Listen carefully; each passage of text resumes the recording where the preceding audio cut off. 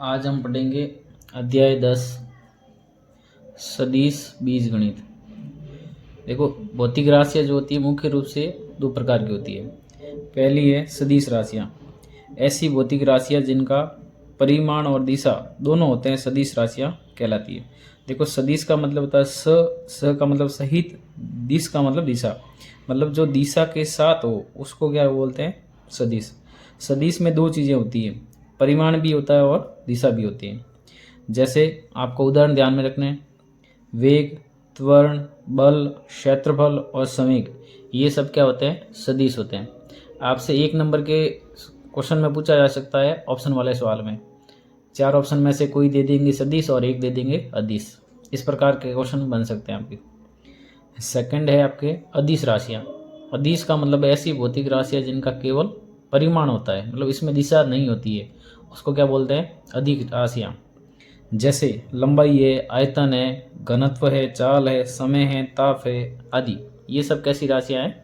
अदिश राशियाँ हैं। उसके बाद में नेक्स्ट टॉपिक है आपके दिष्ट रेखाखंड। दिष्ट रेखाखंड को इंग्लिश में कहते हैं डायरेक्टेड लाइन सेगमेंट। दिष्ट का मतलब है दिशा। अब इसकी परिभाषा आपको ध्यान में रखनी है। एक निश्चित दिशा में खींची गई सरल रेखा, निश्चित दिशा, ध्यान रखना दिशा होगी इसमें, खींची गई सरल रेखा के किसी खंड या भाग को क्या कहते हैं? दिष्ट रेखाखंड कहते हैं। जैसे उदाहरण के लिए मैंने ये एक रेखा बना ली, ये रेखा है L, ठीक है। रेखा को आप अनंत लंबाई तक बढ़ा सकते हो, आगे भी ये लंबाई हो सकती है। उसी प्रकार ये इसको बोलते हैं दिष्ट रेखा, बोलते हैं इसको। दिष्ट का मतलब अगर हमने दिशा दर्शा दी ना, ये दिशा को दर्शा रहा है इसको, इसका नाम, ये तो है नॉर्मल रेखा और ये है दिष्ट रेखा, दिष्ट रेखा। परंतु दिष्ट रेखाखंड क्या होता है? तो आपको ये ध्यान रखना है, अगर रेखा है ना ये, इसमें से अगर अपन इसके कोई सी भी खंड या भाग को, देखो लिखा हुआ ना, किसी भी खंड या भाग को, यहाँ जैसे मैंने ए लिख दिया और यहाँ लिख दिया मैंने बी, ठीक है। तो अब ये जो ए से लेकर बी तक है ना, इसको अपन बोलते हैं दिष्ट रेखाखंड। इसको अगर दर्शाएंगे ना तो इसको ऐसे दर्शाएंगे, ए बी, इसके ऊपर क्या लिखेंगे? वेक्टर। ए बी सदिश बोलते हैं इसको। और इसका जो है ना ये ए जो होगा इसका प्रारंभिक बिंदु कहलाएगा, प्रारंभिक बिंदु। और ये जो बी होगा इसको बोलेंगे अंतिम बिंदु, ठीक है। तो ये ए बी जो है ना, ये ए बी जो है आपके दिष्ट रेखाखंड है। अब इस दिष्ट रेखाखंड की अगर लंबाई क्या तो करनी होगी ना आपको, लंबाई, तो लंबाई जो होगी इसके परिमाण के बराबर होगी। तो ए बी वेक्टर का मापांक अगर निकालेंगे ना अपन, मॉड्यूलस, तो वो उसकी क्या होगी? लंबाई होगी।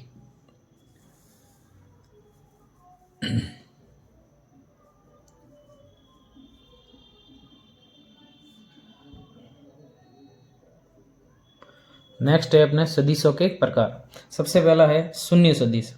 शून्य सदिश को इंग्लिश में कहते हैं जीरो या नल वेक्टर।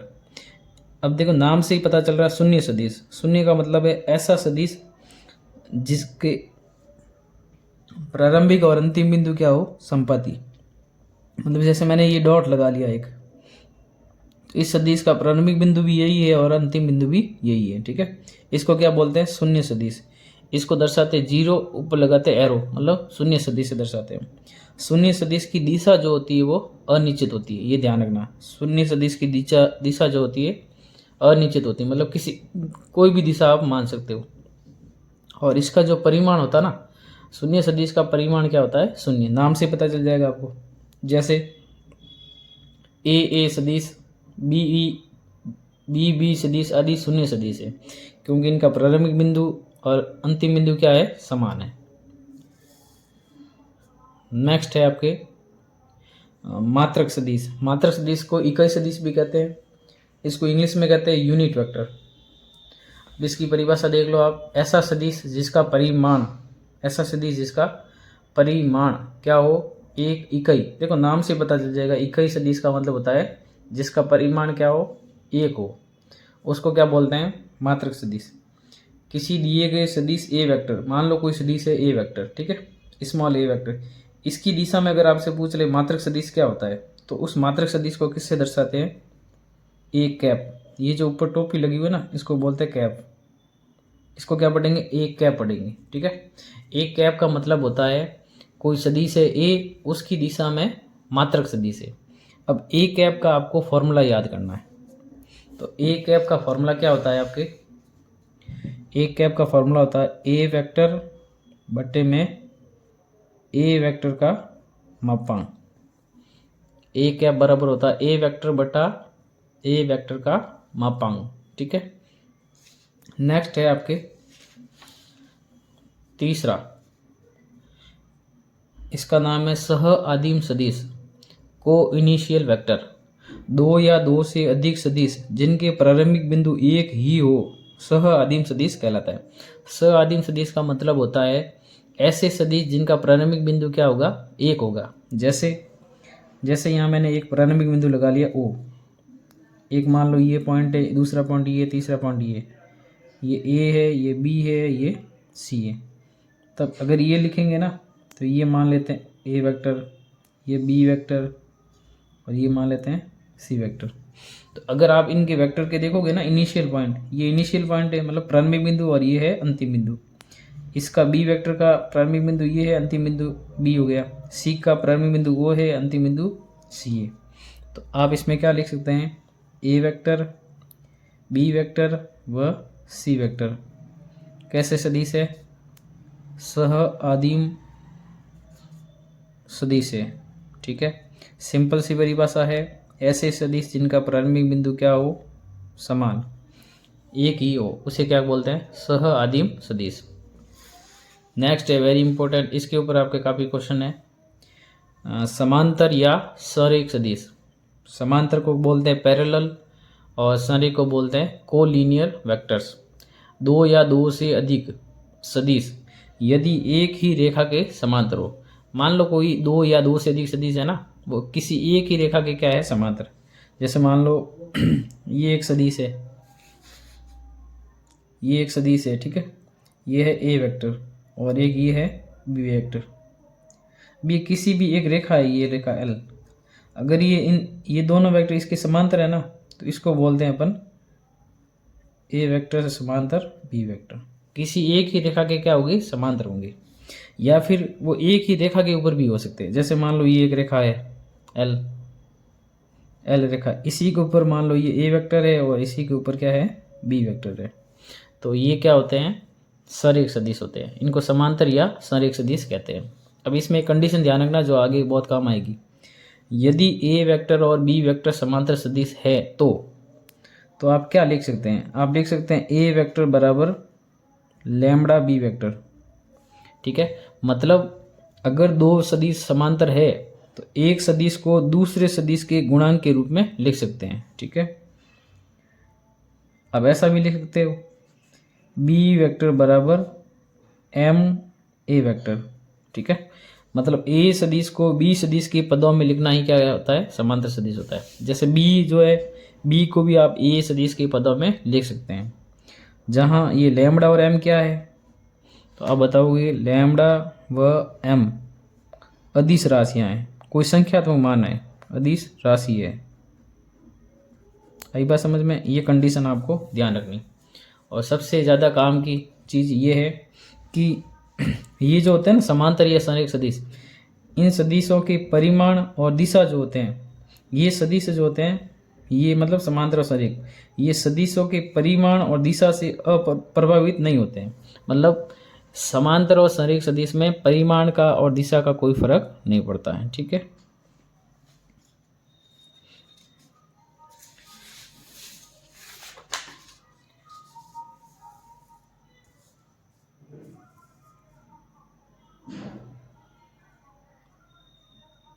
नेक्स्ट है आपके पांचवा, समान सदिश। इंग्लिश में कहते हैं इक्वल वेक्टर्स।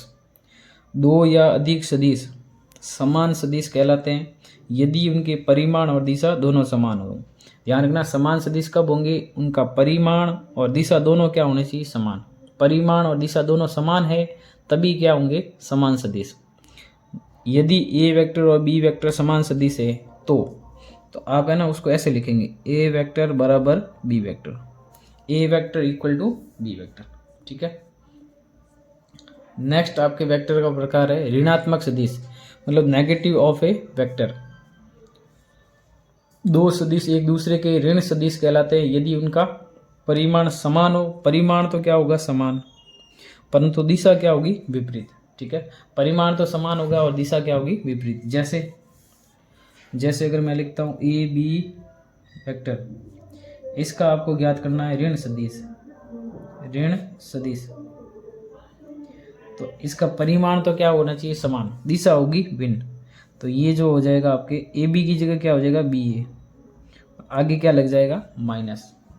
ठीक है, तो इसका अगर परिमाण निकाल, दिशा तो इसकी भिन्न होगी क्योंकि ये ए से बी जा रहा है और ये बी से ए जा रहा है, दिशा तो अलग होगी। परंतु इस ए बी का अगर आप परिमाण निकालेंगे और माइनस बी ए का परिमाण निकालेंगे, आगे हम पढ़ेंगे कैसे निकालते हैं, तो ये दोनों क्या होंगे, बराबर। ठीक है, तो ऋण सदिश का मतलब होता है परिमाण तो समान होगा, दिशा क्या होगी, भिन्न। नेक्स्ट है आपके पोजीशन वेक्टर, मतलब स्थिति सदिश। अब देखो ये त्रिविमीय ज्यामिति है, इसमें एक्स एक्स वाई एक्स और ये जेड एक्स है। इसमें ये ओ तो मूल बिंदु है और पी एक सदिश है। ठीक है, इस पी के अगर मैं निर्देशांक मान लेता हूँ एक्स कॉमा वाई कॉमा जी जेड। ठीक है, अब इस बिंदु P की मूल बिंदु के सापेक्ष जो स्थिति जो सदिश होगा ना, उसी को क्या बोलते हैं, स्थिति सदिश। मतलब ये OP वेक्टर, जैसे अगर लिखेंगे ना बिंदु P का स्थिति सदिश, बिंदु P का स्थिति सदिश, बिंदु P का स्थिति सदिश, तो ये किसके बराबर होगा, तो इसको अपन लिखेंगे P का स्थिति सदिश, तो इसको लिखेंगे OP वेक्टर। ठीक है, अब आपको तीन चीज़ें और ध्यान रखनी है। एक्स एक्स जो होता है ना, एक्स एक्स, उसके अनुदिश इकाई सदिश जो होता है वो होता है आई कैप, वाई एक्स के अनुदिश होता है जे कैप, और जेड एक्स के अनुदिश इकाई सदिश होता है के कैप। ठीक है, तब अगर हम ओपी वेक्टर को लिखेंगे ना सदिश रूप में, स्थिति सदिश के रूप में, तो ये आएगा एक्स आई कैप प्लस वाई जे कैप प्लस जेड के कैप। ठीक है, और आई कैप जे कैप के कैप क्या है, ये अक्षों के अनुदिश इकाई सदिश है। ठीक है, तो अब आपके ये परिभाषा वगैरह हो गई। अब शुरू करते हैं 10.1। 10.1 का पहला सवाल है आपके, उत्तर से 30 डिग्री पूर्व में, उत्तर से 30 डिग्री पूर्व में 40 किलोमीटर के विस्थापन का आलेखी निरूपण कीजिए। मतलब आपको इसका क्या करना ना, डायग्राम बनाना है। तो ये मान लीजिए आपके वाई एक्स है, ये वाई एक्स हो गया आपके, ये एक्स एक्स है। ठीक है, इसमें आपको क्या करना है, दिशा दर्शानी है। तो ये दिशा तो है उत्तर, ये दिशा है आपके दक्षिण, ये दिशा है पूर्व, और ये दिशा है पश्चिम, और ये इसका क्या हो गया, मूल बिंदु। अब प्रश्न में जैसा बोला गया वैसे कर लो। उत्तर से 30 डिग्री पूर्व, अब देखो ये उत्तर दिशा है, इसकी साइड से क्या करना, आपको पूर्व दिशा में आना, इधर की साइड में कितना 30 डिग्री, तो आप 30 डिग्री अंदाजे से घूम जाओ। मान लो यहाँ है ये कितना हो गया, 30 डिग्री।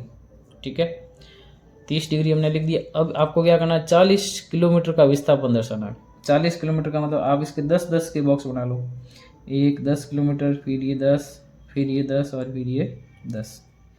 ये ओ है तो ये इसको आप क्या लिख लो, पी। ठीक है, तो अब ये पूरी जो है ना डिस्टेंस ओ से लेकर पी तक, ये 40 किलोमीटर आपके क्या हो जाएगा, विस्थापन। ठीक है, तो ये इसका क्या हो गया, आलेखीय निरूपण। लास्ट में आप लिख सकते हो सदिश ओपी वेक्टर विस्थापन को निरूपित करता है। विस्थापन को कौन दर्शा रहा है, तो ओपी विस्थापन को निरूपित करता है, विस्थापन को निरूपित करता है। ठीक है, तो ये पहला क्वेश्चन आपके कंप्लीट हो गया। अब है सेकंड क्वेश्चन। सेकंड क्वेश्चन में आपसे पूछा गया है, निम्नलिखित मापों को अदिश व सदिश के रूप में श्रेणीबद्ध कीजिए। मतलब ये 6 सवाल है, इसमें से बताना है कि कौन सा सदिश है और कौन सा अदिश है। ठीक है, पहला क्वेश्चन है 10 किलोग्राम। अब देखो किलोग्राम में कभी दिशा नहीं होती है, आप कभी भी किलोग्राम का नाम लेते हो ना, उसके साथ दिशा कभी भी नहीं बताते हो। ठीक है, तो ये 10 किलोग्राम क्या आ जाएगा अदिश में, तो यहाँ से पहला ऑप्शन हो गया अदिश, पहला क्वेश्चन इसका। सेकंड है 2 मीटर उत्तर पश्चिम। देखो 2 मीटर तो है परिमाण, उत्तर पश्चिम क्या होगी दिशा, ये दिशा को दर्शा रहा है। ठीक है, तो परिमाण प्लस दिशा सदिश होता है, तो ये सेकंड किस में जाएगा सदिश में। 40 डिग्री, देखो डिग्री है ना कोण को दर्शाता है, और कोण के साथ में अभी कभी दिशा अपन नहीं बोलते हैं, तो ये भी किसका होगा अदिश में। तो 3 नंबर भी क्या होगा अदिश। 4 नंबर है वॉट। वॉट है शक्ति का मात्रक, तो शक्ति भी क्या होती है आपके अदिश राशि होती है, ये सब आप फिजिक्स में वैसे पढ़ते हैं। नेक्स्ट है आपके 5वां 10 की घात -19 कूलाम। कूलाम जो होता है ये आवेश का मात्रक होता है, और आवेश भी कैसी राशि है अदिश राशि है, तो ये 5वां भी किस में जाएगा अदिश में। अब नेक्स्ट क्वेश्चन है आपके 6ठा 20 मीटर प्रति सेकंड स्क्वायर। तो ये मीटर प्रति सेकंड स्क्वायर किसका मात्रक है, ये है त्वरण का। किसका मात्रक है त्वरण का, और त्वरण एक सदिश राशि होती है, तो ये किस में चला जाएगा सदिश में। तो किलोग्राम कैसी है अदिश, ये सदिश, अदिश, ये वापस अदिश, ये भी अदिश और ये सदिश। ठीक है, ये सेकंड क्वेश्चन आपके कंप्लीट हो गया। अब है थर्ड क्वेश्चन। थर्ड क्वेश्चन में लिखा गया है वही सेम क्वेश्चन है, सदिश और अदिश के बारे में आपको बताना है। अब पहला है समय कालांश। समय कालांश का मतलब है समय की बात हो रही है, और समय के साथ में दिशा नहीं बताई जाती है। ठीक है, तो ये कैसी राशि हो जाएगी अदिश। उसके बाद में है नेक्स्ट दूरी। अब दूरी में भी दिशा की कोई ज़रूरत नहीं होती है। ठीक है, तो दूरी भी कैसी राशि है आपके अदिश, तो दूसरी भी अदिश राशि है। अब नेक्स्ट है बल। बल जो होता है ये एक सदिश राशि होती है, क्योंकि बल में परिमाण भी होता है और दिशा भी होती है, तो बल किस में जाएगा सदिश में। नेक्स्ट है आपके चौथा क्वेश्चन वेग। अब वेग में जो है, वेग में भी क्या होती है दिशा होती है, तो ये चौथा पॉइंट जो है वेग, ये भी किस में जाएगा सदिश में। और नेक्स्ट है कार्य। कार्य में जो है दिशा का कोई भी ज्ञान नहीं होता है, तो कार्य कैसी राशि है अदिश राशि। कार्य और ऊर्जा दोनों हैं अदिश राशियाँ हैं, तो ये हो जाएगी अदिश। तो समय अदिश है, दूरी भी अदिश है, बल कैसा है सदिश, वेग कैसा है सदिश, और कार्य भी कैसा है कार्य अदिश में आ जाएगा। ठीक है, ये था आपके थर्ड क्वेश्चन। नेक्स्ट क्वेश्चन है आपके निम्नलिखित सदिशों को पहचानिए। अब ये वर्ग बना हुआ है, इसमें देखो ये ए वेक्टर है, इसकी दिशा इधर की साइड में, सी वेक्टर है, ये लिखा हुआ है ऐसे पर दिशा इधर की साइड में, और ये डी और ये बी, इनकी दिशा एक तरफ है, परिमाण तो वैसे बराबर है आमने सामने। ठीक है, अब पहले क्वेश्चन में आपको क्या बताना है सह आदिम सदिश। सह आदिम सदिश कौन कौन से। अब सह आदिम सदिश की परिभाषा क्या बताई थी, ऐसे सदिश जिनका प्रारंभिक बिंदु क्या हो एक ही। तो अगर आप इस चित्र को ध्यान से देखोगे तो ये देखो इसका प्रारंभिक बिंदु दोनों का सेम है, इसका और इसका। मतलब पहले क्वेश्चन में सह आदिम सदिश कौन से होंगे, ए व डी वेक्टर, तो ए और डी क्या है इसके सह आदिम सदिश। अब सेकंड क्वेश्चन पूछा है समान। समान का मतलब है इक्वल। इक्वल क्या होते हैं जिनका परिमाण और दिशा दोनों क्या हो समान। अब अगर इसको ध्यान से देखोगे तो बी की दिशा और डी की दिशा दोनों क्या समान, परिमाण तो वैसे बराबर है, वर्ग की आमने सामने की भुजा बराबर होती है। तो समान सदिश में आपके आ जाएंगे एक तो बी वेक्टर व डी वेक्टर। नेक्स्ट है आपके थर्ड क्वेश्चन। थर्ड क्वेश्चन में पूछा संरेख होनी चाहिए परंतु असमान। संरेख होनी चाहिए परंतु असमान। अब देखो ये बी और डी भी संरेख तो है ही है, क्योंकि इनकी दिशा एक ही है, परंतु इसमें परिमाण क्या है बराबर, तो मतलब ये समान सदिश है। जबकि आपसे पूछा संरेख होनी चाहिए, मतलब एक रेखा के समांतर दिखने चाहिए परंतु असमान है। तो यहाँ ए और सी क्या है संरेख है। देखो ये एक ही रेखा के क्या समांतर है, ऐसे दोनों के बीच में दूरी क्या समान है, परंतु ये असमान है। असमान कैसे हुए? इसकी दिशा तो इधर की साइड में है और इसकी दिशा इधर की साइड में, दिशा है क्या अलग अलग है। ठीक है, तो इसमें आंसर आपका आएगा ए वेक्टर व सी वेक्टर। ये कैसे सदिश है? तो आप बताओगे सरेख है परंतु असमान है।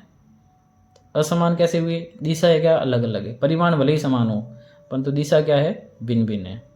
ठीक है, नेक्स्ट क्वेश्चन है आपके 5वां 10.1 का लास्ट क्वेश्चन है। निम्नलिखित का उत्तर सत्य अथवा असत्य के रूप में दीजिए।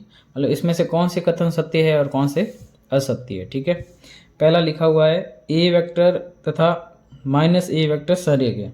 ठीक है, सरेख का मतलब होता है किसी एक ही रेखा के समांतर होना। ठीक है, या सरेख का मतलब होता है किसी एक सदिश को दूसरे सदिश के पदों के रूप में लिखना। तो ये दोनों सरेख सदिश है। कैसे हुए वो देख लो आप। तो पहले तो लिखेंगे सत्य है, क्योंकि सत्य है तो कारण तो वैसे बताना नहीं, फिर भी मैं आपको समझा देता हूँ। अब ये जो सदिश है ना, इसको आप इस सदिश के पदों में लिख सकते हैं। जैसे ये माइनस ए वेक्टर है तो इसको मैं ऐसे लिख सकता हूँ -1 इंटू ए वेक्टर। ठीक है, क्योंकि इस सदिश को हमने इस सदिश के पदों में लिखा है। ठीक है, उसमें मैंने बताया था ना आपको कि ए वेक्टर बराबर लैम्बडा बी वेक्टर। अगर एक सदिश को दूसरे सदिश के पदों के रूप में लिख सकते हैं ना, तो दोनों सदिश क्या होते हैं समांतर। ठीक है, तो पहला कथन तो हो गया सत्य। दूसरा कथन, दो सरेख सदिशों का परिमाण सदैव क्या होता है समान। अब सरेख सदिश जो है ना, उसमें अभी मैंने बताया था आपको कि उसमें परिमाण का और दिशा का कोई प्रभाव नहीं पड़ता है। मतलब जरूरी नहीं है कि परिमाण समान हो। ठीक है, तो दो सरेख सदिशों का परिमाण सदैव समान हो ये कोई जरूरी नहीं है। जैसे ये कथन वैसे असत्य है। अब जैसे उदाहरण ले लेते हैं अपन, असत्य है जैसे दो सरेख सदिश, जैसे मैं मान लेता हूँ एक तो ए वेक्टर, एक मैं मान लेता हूँ 3a वेक्टर। ये दोनों कैसे है सरेख है, सरेख है, परंतु अब इसने बोला परिमाण समान होगा, परंतु इसका परिमाण और 3a वेक्टर का परिमाण दोनों का परिमाण बराबर नहीं है। ठीक है, तो ये ध्यान रखना, दो सरेख सदिश हो उसका परिमाण हमेशा समान हो कोई जरूरी नहीं है। ठीक है, ये दूसरा कथन हो गया असत्य। तीसरा है समान परिमाण वाले दो सदिश सरेख होते हैं। अब यही लाइन उल्टी घुमा के दी है इसने कि परिमाण तो है समान और दोनों सदिश क्या होंगे सरेख, ये भी कोई जरूरी नहीं है। तो ये भी कथन कैसा होगा असत्य। ठीक है, परिमाण समान हो, समान परिमाण के हो और सदिश क्या हो सरेख, ये कोई आवश्यक नहीं है। ठीक है, क्योंकि सदिश कैसे भी हो सकते हैं, सरेख का होने का मतलब समांतर होना चाहिए। तो ये भी कथन हो जाएगा असत्य। लास्ट है आपके चौथा, समान परिमाण वाले दो सरेख सदिश समान होते हैं। अब परिमाण क्या हो समान वाले दो सरेख सदिश है, सरेख भी होनी चाहिए समान परिमाण भी होना चाहिए और सदिश क्या होंगे समान। तो ये कथन भी कैसा है असत्य। कैसे हुआ वो देख लो। जैसे समान परिमाण है और दोनों क्या सरेख, जैसे मैं लिख लेता हूँ ए वेक्टर व माइनस ए वेक्टर, इनका परिमाण क्या है समान परिमाण है, समान परिमाण है, वह सरेख भी है, ये सरेख भी है। सरेख तो अभी हमने ऊपर देखा पहले ऑप्शन में, परंतु ये समान नहीं है, परंतु ये समान नहीं है, समान सदिश नहीं है। समान सदिश क्यों नहीं है? क्योंकि समान सदिश उसे कहते हैं जिनकी दिशा और परिमाण दोनों क्या हो समान। परिमाण तो समान है पर दिशा क्या अलग अलग है, क्योंकि ये तो है प्लस का और ये है माइनस का, माइनस के कारण इनकी दिशा क्या है विपरीत है। तो इस प्रकार से ये आपके 10.1 और ये बेसिक जो जानकारी दी आपके परिभाषा वगैरह ये कंप्लीट होती है। ठीक है, इसको आप अच्छे से समझो और अपनी कॉपी में लिख लेना।